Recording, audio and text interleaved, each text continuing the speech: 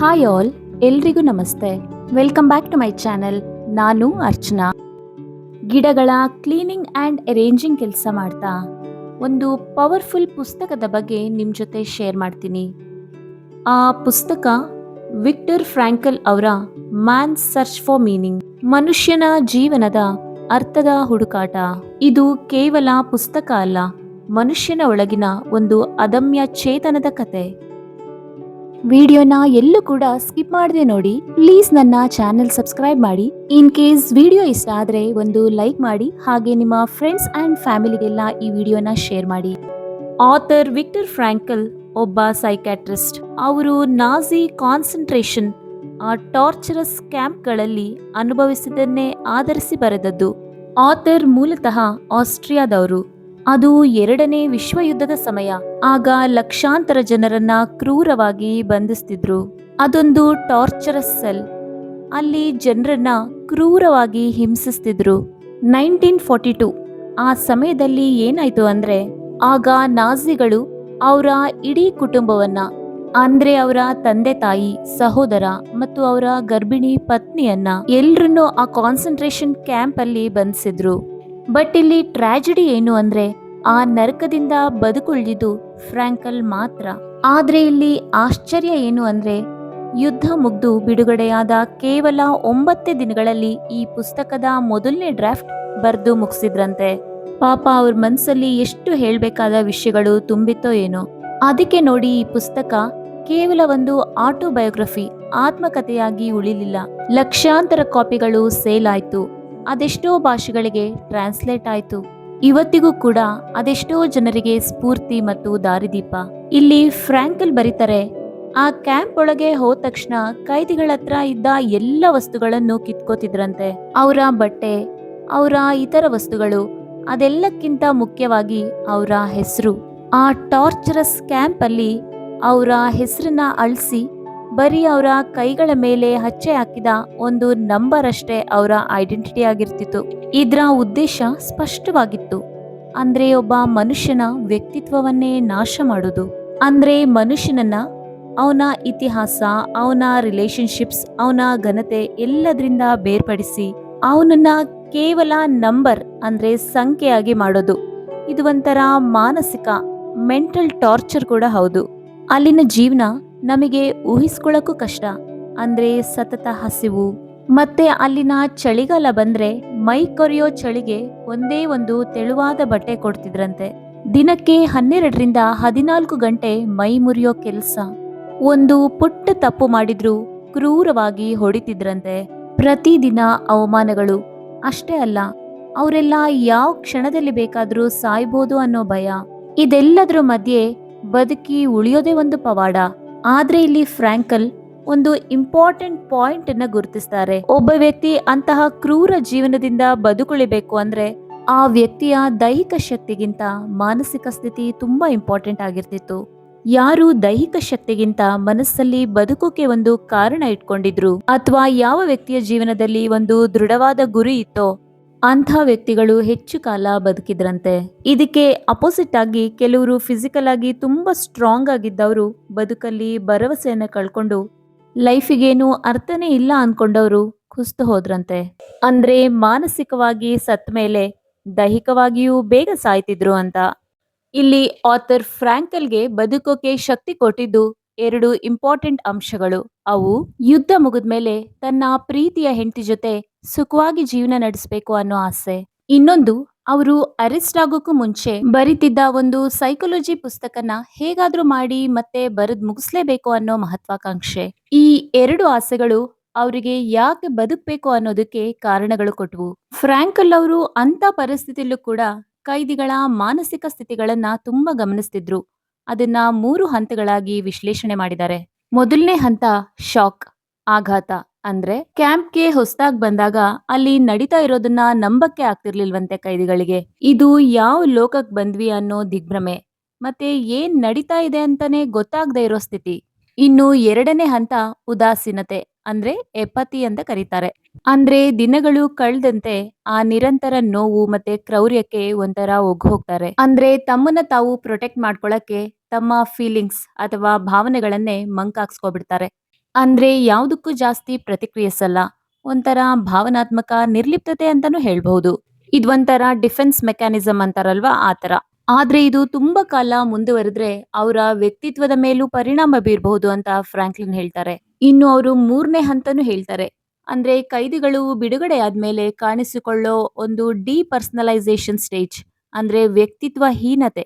ಅಂದ್ರೆ ಅಷ್ಟು ವರ್ಷಗಳ ಆಘಾತದಿಂದ ಹೊರಗೆ ಬಂದು ಮತ್ತೆ ಸಾಮಾನ್ಯ ಜೀವನಕ್ಕೆ ಹೊಂದ್ಕೊಳ್ಳೋದು ಕಷ್ಟನೇ. ಮತ್ತೆ ಸಣ್ಣ ಪುಟ್ಟ ಖುಷಿಗಳನ್ನ ಅನುಭವಿಸೋದು, ಭವಿಷ್ಯದ ಮೇಲಿನ ನಂಬಿಕೆ, ಇದೆಲ್ಲ ಕೈದಿಗಳಿಗೆ ತುಂಬಾ ಕಷ್ಟ ಆಗ್ತಿತ್ತು. ಇವೆಲ್ಲ ಸುಳ್ಳು, ಕನ್ಸು ಅಂತ ಅನ್ನಿಸ್ತಿತ್ತಂತೆ ಅವ್ರಿಗೆ. ಆ ಭಯಾನಕ ಪರಿಸ್ಥಿತಿ ಇತ್ತಲ್ವಾ, ಆಗ ಮನುಷ್ಯನ ಎರಡು ತದ್ವಿರುದ್ಧ ಗುಣಗಳನ್ನ ಹೊರಗೆ ತಂತು ಅಂತ ಫ್ರಾಂಕಲ್ ಹೇಳ್ತಾರೆ. ಕೆಲವರು ತಮ್ಮ ಪ್ರಾಣ ಉಳಿಸ್ಕೊಳ್ಳೋಕೆ ಅತ್ಯಂತ ನೀಚರಾಗಿ ಸ್ವಾರ್ಥಿಗಳಾಗಿ ನಡ್ಕೊಂಡ್ರಂತೆ. ಅಂದ್ರೆ ಪಕ್ಕದವನ ಊಟ ಕದಿಯೋದು, ಅವನ್ಗಿಂತ ತಾನೇ ಸ್ಟ್ರಾಂಗ್ ಅಂತ ತೋರ್ಸ್ಕೊಳ್ಳೋಕೆ ಪ್ರಯತ್ನ ಪಡೋದು. ಕೆಲವರಂತೂ ಇನ್ನೂ ಒಂದ್ ಸ್ಟೆಪ್ ಮುಂದೆ ಹೋಗಿ ನಾಜಿ ಗಾರ್ಡ್ಗಳಿಗೆ ಇನ್ಫಾರ್ಮೇಶನ್ ಕೊಟ್ಟು ತಮ್ಮ ಜೊತೆಗಿರೋರಿಗೆನೆ ದ್ರೋಹ ಬಗೆದ್ರಂತೆ. ಇದು ಒಂದ್ ಕಡೆ ಆದ್ರೆ, ಅದೇ ಜಾಗದಲ್ಲಿ ಮನುಷ್ಯನ ಅತ್ಯಂತ ಉದಾತ್ತ ನಿಸ್ವಾರ್ಥ ಗುಣಗಳನ್ನು ಫ್ರಾಂಕಲ್ ನೋಡಿದ್ರಂತೆ. ಅಂದ್ರೆ ತಮ್ಮ ಹತ್ರ ಇದ್ದ ಅಲ್ಪ ಸ್ವಲ್ಪ ಊಟದ ಕೊನೆ ತುಂಡನ್ನು ಕೂಡ ಇನ್ನೊಬ್ಬ ಹಸಿದವನಿಗೆ ಕೊಡೋದು, ನೋವಲ್ಲಿರೋರಿಗೆ ಧೈರ್ಯ ಹೇಳೋರು, ಸಾಯೋ ಸ್ಥಿತಿಯಲ್ಲಿರೋರಿಗೆ ಪಕ್ಕದಲ್ಲಿ ಕೂತು ಸಮಾಧಾನ ಮಾಡೋರು. ಇಂತಹ ಅದ್ಭುತವಾದ ಸಹಾನುಭೂತಿ ಮತ್ತೆ ಕರುಣೆಯ ದೃಶ್ಯಗಳು ಕೂಡ ಅಲ್ಲಿದ್ವು. ಇಲ್ಲಿ ಫ್ರಾಂಕಲ್ ಅವರು ಏನ್ ಹೇಳ್ತಾರೆ ಅಂದ್ರೆ, ಹೊರಗಿನ ಪರಿಸ್ಥಿತಿ ಎಷ್ಟೇ ಕೆಟ್ಟದಾಗಿದ್ರು ಕೂಡ ಅವು ನಮ್ಮನ್ನ ಸಂಪೂರ್ಣವಾಗಿ ಕಂಟ್ರೋಲ್ ಮಾಡಕ್ಕಾಗಲ್ಲ. ಇಲ್ಲಿ ಪ್ರತಿಯೊಬ್ಬ ಮನುಷ್ಯನಿಗೂ ಕೂಡ ಒಳ್ಳೇದ್ ಮಾಡೋ ಶಕ್ತಿನೂ ಇರುತ್ತೆ, ಕೆಟ್ಟದ್ ಮಾಡೋ ಗುಣನೂ ಇರುತ್ತೆ. ಕೊನೆಗೆ ನಾವು ಯಾವ ದಾರಿ ಆರಿಸ್ಕೋಬೇಕು ಅನ್ನೋದು ಮಾತ್ರ ನಮ್ಮ ಮೇಲೆ ಡಿಪೆಂಡ್ ಆಗಿರುತ್ತೆ. ಅಂದ್ರೆ ಹೊರಗಿನ ಪರಿಸ್ಥಿತಿ ಹೇಗೆ ಇದ್ರೂ ನಾವು ಹೇಗೆ ರಿಯಾಕ್ಟ್ ಮಾಡ್ತೀವಿ, ನಮ್ಮ ಆಟಿಟ್ಯೂಡ್ ಹೇಗಿರುತ್ತೆ ಅನ್ನೋದು ಮಾತ್ರ ನಮ್ಮ ಕೈಯಲ್ಲೇ ಇರುತ್ತೆ ಅಂತ. ಈ ಒಂದು ಆಂತರಿಕ ಸ್ವಾತಂತ್ರ್ಯವೇ ಫ್ರಾಂಕಲ್ ಅವರ ಲೋಗೋಥೆರಪಿ ಅನ್ನೋ ಮನೋಚಿಕಿತ್ಸಾ ಪದ್ಧತಿಯ ಅಡಿಪಾಯ ಆಗಿದೆ. ಆ ಕಾನ್ಸಂಟ್ರೇಷನ್ ಕ್ಯಾಂಪೇ ಅವರಿಗೆ ಒಂದು ಕಠಿಣವಾದ ಪಾಠಶಾಲೆ ಆಯ್ತು. ಫ್ರಾಂಕಲ್ ಅವರ ಈ ಲೋಗೋಥೆರಪಿ ಟೆಕ್ನಿಕ್ ಇದೆಯಲ್ವಾ, ಅದು ಬೇರೆ ಸೈಕಾಲಜಿ ಥಿಯರಿಗಳಿಗಿಂತ ಸ್ವಲ್ಪ ಭಿನ್ನವಾಗಿದೆ. ನೋಡಿ, ಸೈಕಾಲಜಿಯಲ್ಲಿ ಸಿಗ್ಮಂಡ್ ಫ್ರಾಯ್ಡ್ ಹೇಳಿದ್ದು ಮನುಷ್ಯನ ಮೂಲ ಡ್ರೈವ್ ಸುಖದ ಹುಡುಕಾಟ ಅಂತ. ಅಂದ್ರೆ ಪ್ಲೆಜರ್ ಪ್ರಿನ್ಸಿಪಲ್, ನೋವನ್ನ ತಪ್ಪಿಸಿ ಸುಖ ಪಡೋಕೆ ನೋಡ್ತಾನೆ ಮನುಷ್ಯ ಅಂತ. ಆಮೇಲೆ ಬಂದ ಆಲ್ಬ್ರೆಡ್ ಅಡ್ಲರ್ ಹೇಳಿದ್ದು ಅಧಿಕಾರದ ಇಚ್ಛೆ ಮುಖ್ಯ ಅಂತ. ಆದ್ರೆ ಇಲ್ಲಿ ಫ್ರಾಂಕಲ್ ಹೇಳ್ತಾರೆ, ಅವರಿಬ್ಬರಿಗಿಂತ ಬೇರೆಯಾಗಿ ಮನುಷ್ಯನ ಅತ್ಯಂತ ಆಳವಾದ ಮೂಲಭೂತ ಪ್ರೇರಣೆ ಅರ್ಥದ ಹುಡುಕಾಟ, ವಿಲ್ ಟು ಮೀನಿಂಗ್ ಅಂತ. ಇಲ್ಲಿ ಫ್ರಾಂಕಲ್ ಅವರ ವಾದ ಏನು ಅಂದ್ರೆ, ಪ್ರತಿಯೊಬ್ಬ ಮನುಷ್ಯನು ತನ್ನ ಜೀವನಕ್ಕೆ ಒಂದು ಅರ್ಥ ಬೇಕು, ಒಂದು ಉದ್ದೇಶ ಬೇಕು ಅಂತ ಸಹಜವಾಗಿಯೇ ಬಯಸ್ತಾನೆ, ಮತ್ತೆ ಅದನ್ನ ಹುಡುಕ್ತಾನೆ. ಅದೇ ಈ ಲೋಗೋಥೆರಪಿಯ ಮುಖ್ಯ ಸಾರ. ಇಲ್ಲಿ ಲೋಗೋಥೆರಪಿ ಪ್ರಕಾರ ಜೀವನದ ಅರ್ಥವನ್ನ ಕಂಡ್ಕೊಳ್ಳೋಕೆ 3 ದಾರಿ ಇದೆಯಂತೆ. ಅವು: ಮೊದಲನೇದು ಕೆಲಸ ಮತ್ತೆ ಸೃಷ್ಟಿಯ ಮೂಲಕ. ಅಂದ್ರೆ ನಮಗೆ ಮುಖ್ಯ ಅನ್ಸೋ ಒಂದು ಕೆಲಸ ಮಾಡೋದು, ಒಂದು ಗುರಿ ಇಟ್ಕೊಂಡು ಅದನ್ನ ಸಾಧಿಸೋದು, ಮತ್ತೆ ಏನಾದ್ರೂ ಒಂದನ್ನ ಕ್ರಿಯೇಟ್ ಮಾಡೋದು. ಅದು ದೊಡ್ಡ ರಿಸರ್ಚ್ ಆಗಿರಬಹುದು ಅಥವಾ ನಮ್ಮ ಡೈಲಿ ರುಟೀನ್ ವರ್ಕ್ ಅನ್ನ ಶ್ರದ್ಧೆಯಿಂದ ಮಾಡೋದು ಆಗಿರಬಹುದು. ಎರಡನೇದು ಪ್ರೀತಿಯ ಮೂಲಕ. ಅಂದ್ರೆ ಇನ್ನೊಬ್ಬ ವ್ಯಕ್ತಿಯನ್ನ ಆಳವಾಗಿ ಅರ್ಥ ಮಾಡ್ಕೊಳ್ಳೋದು. ಇದು ಬರೀ ರೊಮ್ಯಾಂಟಿಕ್ ಆದ ಲವ್ ಅಲ್ಲ, ಸ್ನೇಹ, ಕರುಣೆ, ಮಾನವೀಯ ಸಂಬಂಧಗಳು, ಇವೆಲ್ಲವೂ ನಮ್ಮ ಜೀವನಕ್ಕೊಂದು ಅರ್ಥ ಕೊಡಬಹುದು. ಇನ್ನು ಮೂರನೇದು ನೋವಿನ ಮೂಲಕ. ಇದು ಕೇಳೋಕೆ ಸ್ವಲ್ಪ ಸ್ಟ್ರೇಂಜ್ ಅನಿಸ್ಬೋದು, ಆದ್ರೆ ಫ್ರಾಂಕಲ್ ಅವರು ಬಹಳ ಸ್ಪಷ್ಟವಾಗಿ ಹೇಳ್ತಾರೆ, ನೋವು ಅಥವಾ ಕಷ್ಟ ಅನ್ನೋದು ಅನಿವಾರ್ಯವಾದಾಗ ಅಂತ ಕಷ್ಟವನ್ನ ನಾವು ಹೇಗೆ ಎದುರಿಸ್ತೀವಿ ಅಥವಾ ಆ ಕಷ್ಟದಲ್ಲೇ ನಮ್ಮ ಘನತೆಯನ್ನ ಹೇಗೆ ಕಾಪಾಡ್ಕೊಳ್ತೀವಿ ಅನ್ನೋದ್ರಲ್ಲೇ ಒಂದು ಅರ್ಥ ಸಿಗುತ್ತೆ ಅಂತ. ಆ ಕಷ್ಟಕ್ಕೆ ನಾವು ಹೇಗ್ ಪ್ರತಿಕ್ರಿಯಿಸ್ತೀವಿ ಅನ್ನೋದ್ರಲ್ಲಿ ಅರ್ಥ ಇದೆ ಅಂತ ಫ್ರಾಂಕಲ್ ಹೇಳ್ತಾರೆ. ಅಂದ್ರೆ ಫ್ರಾಂಕಲ್ ಅವರು ಕಷ್ಟಪಡಿ ಅಂತ ಹೇಳಲ್ಲ, ಆ ನೋವಿಂದ ನಾನು ಏನ್ ಕಲಿಬಹುದು, ಆ ಪರಿಸ್ಥಿತಿ ನನ್ನಿಂದ ಏನನ್ನ ಕೇಳ್ತಾ ಇದೆ ಅಂತ ತನ್ನನ್ನ ತಾನೇ ಕ್ವೆಶ್ಚನ್ ಮಾಡೋದ್ರಿಂದ ಅರ್ಥ ಮಾಡ್ಕೋಬಹುದು ಅಂತ ಹೇಳ್ತಾರೆ. ಸಾಮಾನ್ಯವಾಗಿ ನಮ್ ಕ್ವೆಶ್ಚನ್ ಏನಿರುತ್ತೆ ಅಂದ್ರೆ, ಲೈಫಿಂದ ನನಗೇನ್ ಸಿಗ್ಬೇಕು ಅಥವಾ ನನ್ನ ಜೀವನದಿಂದ ನಾನೇನು ನಿರೀಕ್ಷಿಸಬಹುದು ಅಂತ. ಆದ್ರೆ ಫ್ರಾಂಕಲ್ ಅವರು ಕೇಳ್ತಾರೆ, ಜೀವನ ನನ್ನಿಂದ ಏನ್ ನಿರೀಕ್ಷಿಸ್ತಿದೆ ಅಂತ. ಈ ಕ್ವೆಶ್ಚನ್ ನಮ್ಮನ್ನ ಹೇಗೆ ಟ್ರಾನ್ಸ್ಫಾರ್ಮ್ ಮಾಡುತ್ತೆ ಅಂದ್ರೆ, ಜೀವನದಲ್ಲಿ ನನಗೇನಾಗಬೇಕು ಅಂತ ಕಾಯೋ ಸ್ಥಿತಿಯಿಂದ ಆಕ್ಟಿವ್ ಆಗಿ ನಾನೇನ್ ಮಾಡಬೇಕು ಅಂತ ನಮ್ಮ ಪರಿಸ್ಥಿತಿಗಳಿಗೆ ಜವಾಬ್ದಾರಿಯುತವಾಗಿ ಸ್ಪಂದಿಸೋ ಹಾಗೆ ಮಾಡುತ್ತೆ. ಅಂದ್ರೆ ನಮ್ಮ ಸಿಚುವೇಶನ್ ಎಷ್ಟೇ ಕೆಟ್ಟಾಗಿದ್ರೂ ನಮಿಗೊಂದು ಪಾತ್ರ ಇದೆ, ಅಲ್ಲೊಂದು ಜವಾಬ್ದಾರಿ ಇದೆ ಅನ್ನೋದನ್ನ ನೆನಪಿಸುತ್ತೆ. ಪರಿಸ್ಥಿತಿ ಎಷ್ಟೇ ಕೆಟ್ಟದಾಗಿರ್ಲಿ, ಎಷ್ಟೇ ಹತಾಶೆಯಿಂದ ಕೂಡಿರ್ಲಿ, ಜೀವನ ಅನ್ನೋದು ಏನೋ ಒಂದನ್ನ ನಿರೀಕ್ಷೆ ಮಾಡ್ತಾನೆ ಇರುತ್ತೆ. ಅದು ಧೈರ್ಯ ಇರ್ಬೋದು, ಸಹನೆ ಇರ್ಬೋದು, ಅಥವಾ ಎಂಥ ಡಿಫಿಕಲ್ಟ್ ಸಿಚುವೇಶನ್ನಲ್ಲೂ ನಮ್ಮ ಮೌಲ್ಯಗಳು ಅಥವಾ ವ್ಯಾಲ್ಯೂಸನ್ನು ಬಿಟ್ಕೊಡದೇ ಇರೋದು ಇರಬಹುದು. ಈ ಜೀವನ ಸತ್ಯ ನಮಗೆ ತಿಳಿದಾಗ ನಾವು ಪಟ್ಟ ನೋವು ವೇಸ್ಟ್ ಆಗಲ್ಲ, ಅದು ನಮ್ಮನ್ನ ಬೆಳೆಸುತ್ತೆ. ಹೀಗೆ ಜೀವನದಲ್ಲಿ ಬೇರೆ ಬೇರೆ ಥರ ಕಷ್ಟ ಬಂದಾಗ, ಜೀವನನೇ ಶೂನ್ಯ ಅನ್ನಿಸ್ದಾಗ ಫ್ರಾಂಕಲ್ ಅವರ ತತ್ವಗಳು ನಮಗೆ ದಾರಿ ತೋರಿಸಬಲ್ಲವು. ಸೊ ಟೋಟಲ್ ಆಗಿ ಈ ಪುಸ್ತಕದಲ್ಲಿ ಫ್ರಾಂಕಲ್ ಅವರು ಏನು ಹೇಳ್ತಾರೆ ಅಂದರೆ, ನಮ್ಮ ಜೀವನದಲ್ಲಿ ಹೊರಗಿನ ಸಕ್ಸಸ್ ಅಥವಾ ಫೇಲ್ಯೂರ್ಗಿಂತ ಹೆಚ್ಚಾಗಿ ನಮ್ಮ ಮನೋಭಾವ, ಆಟಿಟ್ಯೂಡ್, ನಾವು ಹೇಗೆ ಪ್ರತಿಕ್ರಿಯಿಸ್ತೀವಿ ಅನ್ನೋದು ತುಂಬ ಇಂಪಾರ್ಟೆಂಟ್ ಆಗಿರುತ್ತೆ. ಇಂತಹ ಜೀವನ ಸತ್ಯಗಳು ನಮ್ಮ ಮನಸ್ಸಿನ ಆಳಕ್ಕೆ ಇಳಿದು ಅದನ್ನು ನಮ್ಮ ಲೈಫಲ್ಲಿ ಇಂಪ್ಲಿಮೆಂಟ್ ಮಾಡ್ಕೋಬೇಕು ಅಂತ ಅಂದರೆ ನಾವು ಮೆಡಿಟೇಷನ್, ಧ್ಯಾನವನ್ನು ಮಾಡಲೇಬೇಕು. ಈ ಆನಾಪಾನಸತಿ ಧ್ಯಾನದಿಂದ ಸಹಜವಾದ ಉಸಿರನ್ನ ಗಮನಿಸೋದನ್ನ ಕಲಿತಾ ಕಲಿತಾ ಸಹಜವಾಗಿ ಎಲ್ಲ ವಿಷಯದಲ್ಲೂ ನಾವು ಎಚ್ಚರಿಕೆಯಿಂದ ಅಂದರೆ ಅವೇರ್ ಆಗಿ ಇರ್ತೀವಿ.